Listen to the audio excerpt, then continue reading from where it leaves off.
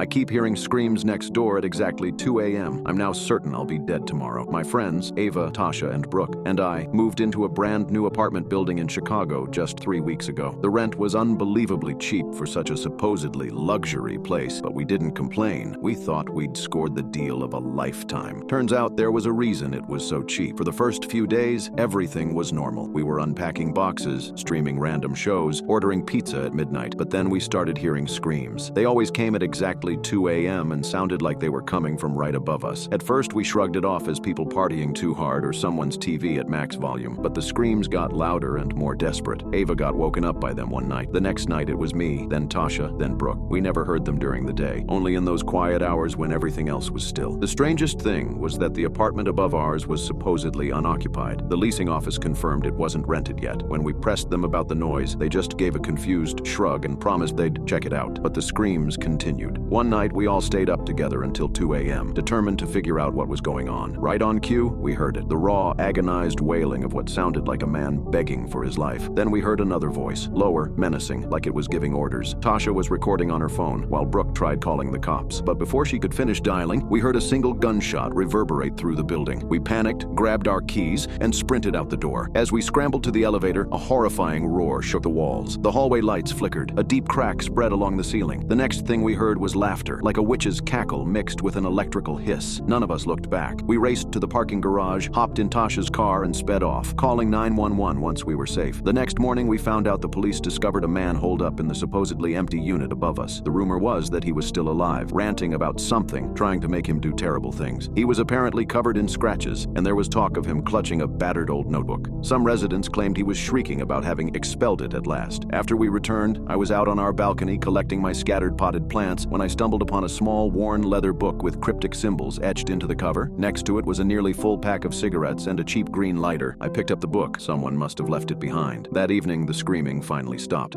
We felt both relieved and uneasy. But as I flipped through the book alone in my room, I noticed drawings of the building's outline, with bizarre runes scrawled along the edges. Tucked between the pages was a faded photograph of 4 women who looked uncannily like us. It made my skin crawl. When I mentioned it to my friends in the morning, they exchanged nervous glances. Then Tasha said, "What book?" Confused, I went to the balcony, but the book was gone. Only the cigarettes and lighter remained. We ended up breaking our lease that day, convinced that staying any longer was a death wish. We found a temporary place across town, hoping the nightmares were behind us. But on our first night in the new apartment, just as we started to settle in, I heard it, a faint scream through the thin walls, right at 2 a.m., and I realized in a bone-deep chill that we hadn't escaped anything at all.